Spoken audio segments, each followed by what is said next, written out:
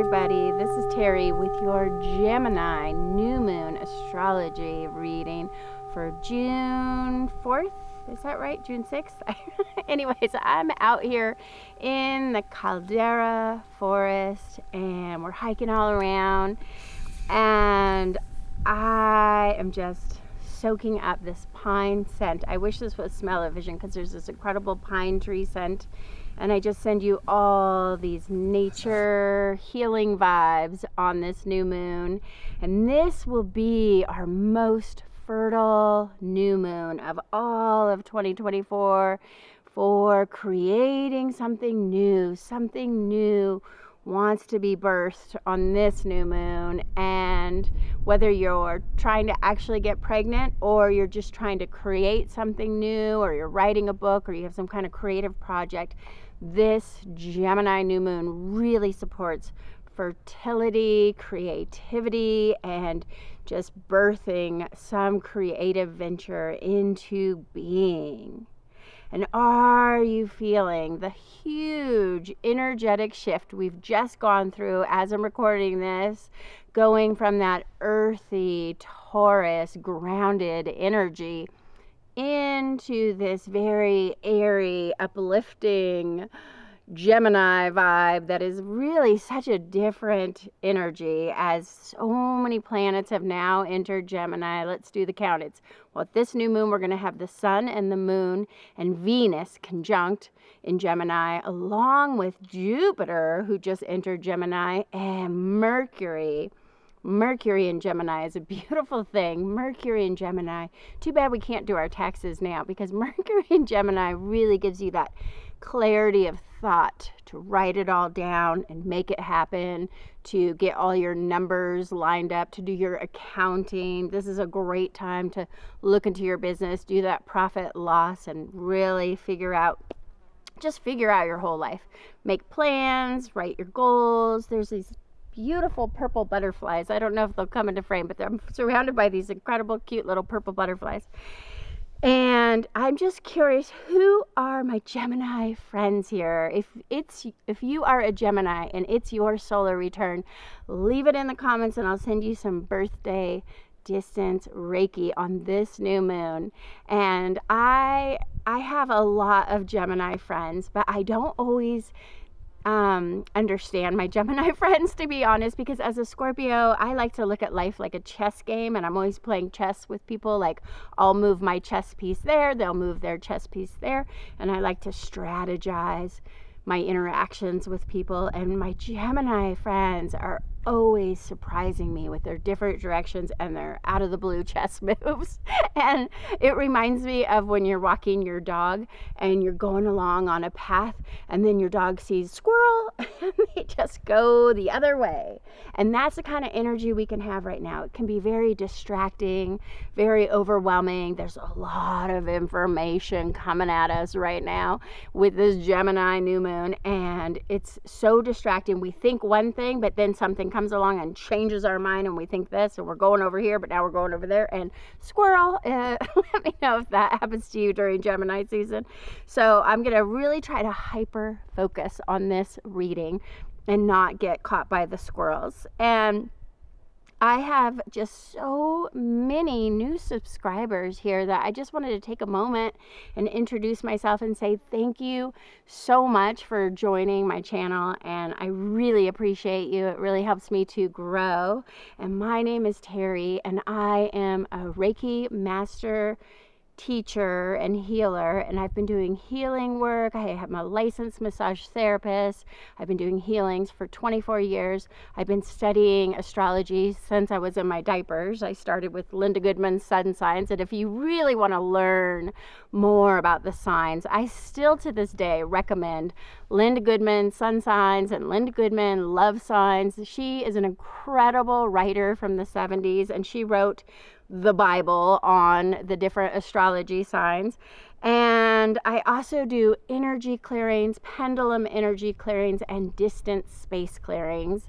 And I was trained with Jean Hainer. So that's just a little bit about me. And like I said, I just appreciate you being here. And I'm just trying to gather up all this wisdom so that I can share it with you. And every new moon cycle is an opportunity to begin again, to set your new moon intentions. I picture it just like planting seeds in that fertile spring garden soil and then allowing it 6 months to grow into whatever it's going to become, to grow and sprout and bloom. This is a manifesting with the moon cycle that is a lot like a growth cycle when you plant the seeds and then maybe 6 months later you have flowers blooming. So whatever you're trying to manifest, whatever seeds of intention you're planting now, these will come into fruition when we have the Gemini full moon in about 6 lunar cycles. And this Gemini new moon is happening on June 6th, and we may want to take Mercury and Gemini, take a close look at our lives, because when Mercury enters Gemini, it makes us want to evaluate everything. If you know Geminis, they're really good at evaluations and seeing, is this working? Is this not working?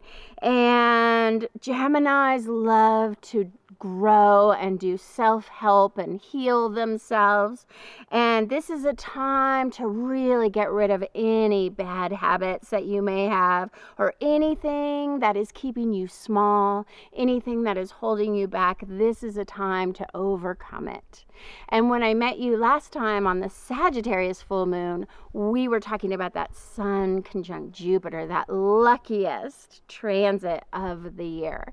And I know we all had so much hope and optimism. And like I always say, these transits, they don't just affect us for one day. But maybe you made that big Jupiter wish, and especially if you are a Gemini with Jupiter entering your sign, this is your time to make a big wish, and Jupiter, the king, may just grant it. But it's not like your wishes will be granted in that one day. We made the wish, and some of us were looking around like, oh, my Lamborghini didn't show up at the driveway. And so now it's time with this Gemini new moon to really evaluate why things aren't showing up for us, right? What do we need to change? What do we need to transform? What bad habits are holding us back? Maybe we've been procrastinating. Maybe we're not doing all the things we need to be doing to make things happen. And I think of this just like gardening. If any of you are gardeners, I love to garden. I have a beautiful pollinator garden. And in the garden, you plant your spring seeds. I love to just plant an abundance of spring seeds, because where I live in Central Oregon, we get frost, we get cold, we get all kinds of crazy weather. And so you plant your seeds of intention, and then things start to grow. And just as your plants have sprouted and they're starting to grow and they look so healthy, and you have all this hope and optimism that is very much like that Jupiter Sun conjunction, like, oh, things are coming and I'm manifesting. And then here comes the weeds. Here comes, I don't mind dandelion. I leave the dandelion because the dandelion is the pollinator's first food. The bees and the butterflies, they love the dandelions. I love, ever since I was a kid, who doesn't love blowing on a dandelion to make a wish? So I keep the dandelions, but what I get in where I live is like cheatgrass. I think grass is the worst weed. So you're trying to grow this garden. You've set your seeds of intention on the new moon. Things are starting to manifest, and here comes a whole bunch of cheatgrass that's like taking over your garden. And this Gemini fertile new moon is a time to pull out those weeds and see what you need to let go of, and see what bad habits are holding you back, and just think of all of the things that you need to get rid of in your life. Decluttering, getting rid of, donating things that are just clogging up your space. Anything that is blocking your path forward, I want you to just pull it out this new moon like it was just a weed or a cheatgrass. And then you can start to develop some healthy habits that are really going to energetically support your growth cycle, because we are moving into June, we are in the best growth cycle of the year. This is when we are the farmer growing the crops that we will harvest in the fall, all symbolic of really trying to manifest what we want to harvest in 2024. And this is the time to do the work. So get rid of the weeds and then bring in the healthy soil, bring in the fertilizers, and that is the healthy habits that are going to support you, like eating really nourishing foods, or maybe you need to develop a healthier schedule that involves some movement. I've been trying to do some movement every morning just to feel better, getting out in nature, doing the energy work, doing the healing, getting an energy clearing so that you can remove any blockages that's coming from other people's energy that might be clogging. And then you can begin to set those new goals that are going to take you to that place where you manifest all that you desire, right? And remember, as you're making your plans and you're making your new goals and you're in this growth cycle that is so fertile this month, you want to also include a higher power, whatever that looks like for you. So asking Source, it could be asking God, it could be guides, guardians, angels, it could be your ancestors. There's a real energy this month that says, set your plans, set your goals, but don't forget to ask the higher beings that are coming through in this ascension energy that we have, the higher beings that want to guide you on the path. If you would just take a moment to listen to spirit, to listen to the higher wisdom. And I'm going to read the Sabian symbol for this new moon, and it is all about asking your guides, guardians, and ancestors, and asking spirit for what is your path forward on this new moon.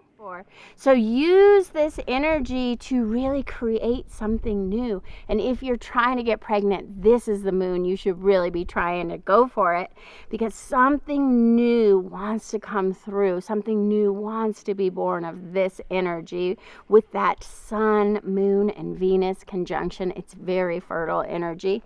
And things are speeding up now as we're in that faster growth cycle. And in the northern hemisphere, we have more light and energy. And as we move into that summer solstice happening on June 21st with a Capricorn full moon, it's like we're climbing a mountain. And you probably can't see, but there's this beautiful Paulina Peak mountain behind me, and the Capricorn moon, full moon, that this Gemini new moon will grow into a Capricorn full moon. And the Capricorn is all about that mountain goat getting to the top of the mountain. There's some crazy birds. It's really hard to focus. See, I'm having that Gemini thing where I can't focus because there is like a major hawk. I wish you could see it. Whew. Okay. And this new moon, we have so many powerful, just truly life-altering transits coming out us that it's just creating this new world of change that we're immersed in. And there's so much to cover here. And I've decided I'm going to break it all into these bite-sized transits because I don't want to overwhelm. I don't want this to be a 2-hour long video like my Sagittarius full moon was so long. So I'm just going to give you little snippets to entice you, and then I'm going to upload these little mini bite-sized transits that you can delve into if you want to go deeper into the astrology to really learn how to align with the energy of this new moon, because it can be too much information for a simple new moon. We have right at the new moon, we have Sun, Moon, and Venus conjunct at exactly 16 degrees of Gemini, the Sabian symbol I'm going to read a little bit later in this new moon. And this is just a heart opening, heart love vibration. This is a heart attunement, and this ties in so well with the Reiki for Abundance class that I will be teaching on the summer solstice at the Lookout Lodge. This Venus conjunct sun moon happening on the new moon just is asking us to raise our heart vibration, to open our heart chakra as Venus is getting even more intense.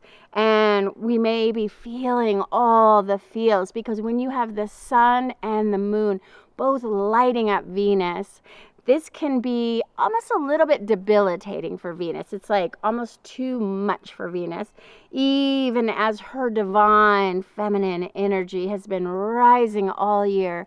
And Venus has risen as evening star right now. So she is in her brightest place, getting brighter by the day, until she becomes her brightest star February 2025, right when whoever is elected will have just taken office, and that is when Venus will really be her brightest. And you can learn more about this Venus star pattern when I do the little mini transit for this.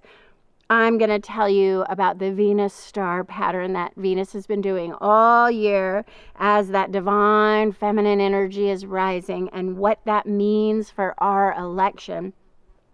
And Venus coming in so strong is really why I say this is the most fertile moon, and this is a great time for love connections and creativity, but also just having fun with family and friends.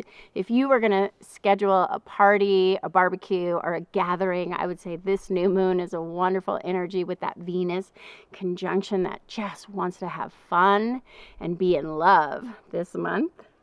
And then we have Jupiter entering Gemini, that's now trining Pluto in Aquarius. This transit is asking us, no, it's forcing us to make a change so that we can be bigger, so that we can be more powerful and manifest in a better way. And I talked a lot about this Jupiter trine Pluto in my last Sagittarius full moon report. You can check that out. But now I'm going to do another. I'm just obsessed for Jupiter trine Pluto. And this is a time to know where is your Gemini and where is your Aquarius in your chart. And I will drop that transit down. I have so much to say about this still. And this transit's going to be making an impact that we will be feeling for months to come. And it brings about healing of ourselves, healing our unconscious barriers, healing our limited beliefs, healing everything that holds us back from deep within, our catastrophic thinking. Jupiter trine Pluto is about recovering from debts. And we are working on, as we're out in the forest, we're working on that debt removal, Reiki healing, sound healing. I have this little, this is a lion dog, and this is just a magical feng shui item. I think I'm going to talk about it more in that Jupiter trine Pluto transit, but you can place this little lion dog in your northeast corner of your home with a nice pyrite crystal. I'll put a link down to how you can get these. You can just buy these things on Amazon, really easy. And this little brass lion dog placed in the northeast corner can provide financial miracles, windfalls. And I had a client, I'm sure she's watching because she watches this. I had a client who had a huge tax bill this year, one of those really scary, like, oh, you're going to owe $5,000 in taxes. And I said, get yourself the lion dog and put it in your northeast corner. And so half the time when I do these space clearings, these energetic space clearings, I feel like people are like, how's that gonna work? But she did it, and sure enough, her accountant went over the numbers again, and it turned out she wasn't gonna owe this huge tax bill. Instead, she got a little bit of a refund. Can you believe it? It's the power of the lion dog to create financial miracles. And so I'm going to include this guy. We're out filming the lion dog in nature because we're going to infuse this recording, this debt removal. I know so many people right now with crippling debt. And this Jupiter trine Pluto, Jupiter, the king of money, trine Pluto, who transforms, this is an opportunity to miraculously get over your debt. And I think that's why I'm really feeling called to make this recording. And also because it's the number one thing I'm hearing about as a stressor from my clients, from my massage clients, from my astrology readings. People are like, can you look at my astrology to see how can I get over my debt? I think America is just, I mean, even our country, America is in debt right now. And so we can remove it with miracles, with the lion dog and the Jupiter trine Pluto. So I'm going to talk more about that in the transit. And then another transit we have is Mars in Aries is just crossed over and went conjunct with Chiron in Aries at 22 degrees, that wounded warrior healer that is asking us to really do something about our inner wounds, and not just our inner wounds, but the wounds of our planet as a whole. And our collective wounds are coming up right now. So many people are having past traumas coming to the surface to be healed with this Mars conjunct Chiron. And now Mars is getting closer to that critical degree of 29 degrees. Mars is that warrior. And so we're seeing an increase in violence. We're seeing an increase in the war. But Mars at that critical degree of 29 also is a calling for this collective awakening that can bring about some kind of spiritual warrior to step forth and to be the newborn leader.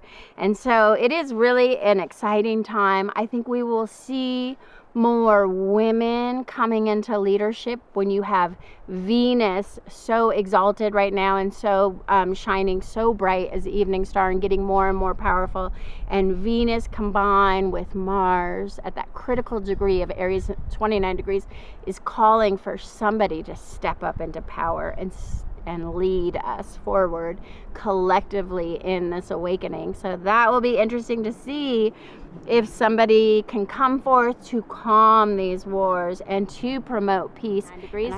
Mars will move on to Taurus, and I think that things will calm down when Mars isn't exalted in Aries, right? And Mars in Taurus is earth energy, and Mars is fire. And when you put earth on a fire, if you've ever been camping, you know, you put a bunch of earth and sand on the fire to put it out. So I can only hope in June, when Mars moves on to Taurus, that things in the war situation will calm down. We will have earth thrown on fire. Mars will be debilitated in Taurus, hopefully. And then, I love this transit, we have Neptune in Pisces, also at we have so many critical degrees this month. Neptune in Pisces at that critical degree of 29 degrees is going to be in a harmonious sextile with Jupiter in Gemini. And this is so hopeful for peace on earth, for goodwill to man. This is the transit that brings us the good news we're all craving. And I think it's really interesting. I have just been hearing about these 2 white buffaloes that have been born. And this is a good omen that we can really cling to during this difficult time. I will unpack all of that Lakota prophecy in a separate Neptune in Pisces report. But Neptune will move into Aries eventually. And I am just savoring this mystical, magical Alice in Wonderland, Neptune in Pisces. I'll be sad to see Neptune leave Pisces because Neptune is right at home in Pisces. Neptune, the sea god in Pisces, it's like he's at the ocean. And when Neptune moves into Aries, now you've got the sea god going into the fire. And that doesn't feel as auspicious as Neptune in Pisces. And so Neptune in Pisces, Neptune's like at the beach. It just makes you want to go to the beach and feel at peace and get those negative ions. And Neptune in Pisces is really asking us to wish for better times ahead with this Jupiter sextile. And I'm cautiously optimistic that we are going to see some positive changes for the better this month as we begin to collectively awaken. That is the theme. It's fertility, it's collective awakening this new moon to a higher state of being, more connected and more connected to love, because of course Venus is that love vibe coming in. Venus is opening our hearts, and that's all part of the collective awakening. And Neptune in Pisces sextile Jupiter is giving us that hope of the white buffaloes being born. And there is this ascension energy. Can you feel that the energy on our planet is rising? And with Venus conjunct Sun and Moon this new moon, the energy is rising from our heart space. This is an energy of the highest, purest love. And this love vibration will bring us to a higher power of connections. It's really calling us to have this collective awakening. It is the reason I'm feeling so called to teach Reiki for Abundance on the summer solstice, just to open people's heart chakras with the Reiki attunement. I feel like the more of us that open our heart chakras, the more we will have a collective awakening, the more peace we can bring. We can bring the peace by becoming the peace within our heart as we awaken to this connection of love, divine, feminine, rising energy that is all Venus. And it might seem impossible now if you watch the news and you see all these horrible things going on, but I like to say just stay in your heart space with faith and hope for a better future to come, because we are right on the verge of it. This is just the old ways being diminished so that we can collectively call in this better world through our own personal healings, through our own, just doing positive things in your own world, planting that pollinator garden, just making these little changes on this new moon in Gemini.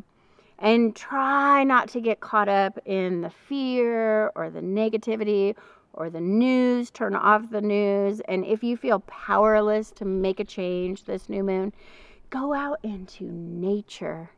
Nature will heal you, and open your heart to the energetic vibration of the trees and the birds and the water.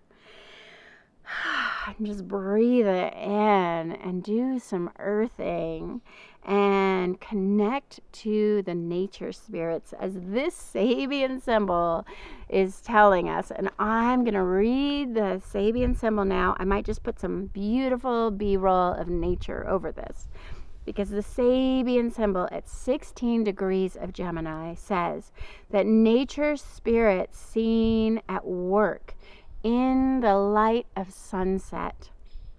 And the keynote is an attunement to the potency of invisible forces of nature. And I love this Sabian symbol, thinking about doing the summer Reiki for Abundance class where we do an attunement. And the keynote is an attunement to the potency of invisible forces of nature. Cue the woodpecker. If that doesn't just scream Reiki attunement, I just love that so much. I'm going to be teaching a master Reiki class on the Sunday just before this new moon, by the way. If you happen to be Reiki level 2 and you're watching this, I'm going to teach a master Reiki level 3 with master symbols at Stillwater Yoga in Bend on Sunday, June 2nd. The sunset as that magical golden hour. In the light of personal fulfillment, there's a life-giving contact with natural forces that are active anytime the growth process is taking place. Like in the spring, summer, we're in this growth cycle, and the nature spirits and nature forces are active. But our individualized mind may be too focused on setting goals to be able to realize a presence of invisible forces in our realm. Oh, that is so Gemini new moon. We're so busy making plans, and you know, life is what happens when you're busy making plans. And so take a moment to get out in nature and to just be quiet and listen to that woodpecker pecking away and listen to the birds and see the purple butterflies and breathe in the pine trees, because these invisible energies and nature forces will act as a guiding, balancing, and harmonizing factor, much like the endocrine system does for our body. This is a time to attune to a higher vibrational chakra energy, prana, and an increased solar energy that contains a force of nature. At sunset, or when the body energy has been weakened by illness, fasting, or sensory deprivation, it is easier to perceive these nature spirits. And this is an invitation to open your mind to the possibility of approaching life in a more intuitive manner. The key word is repotentialization.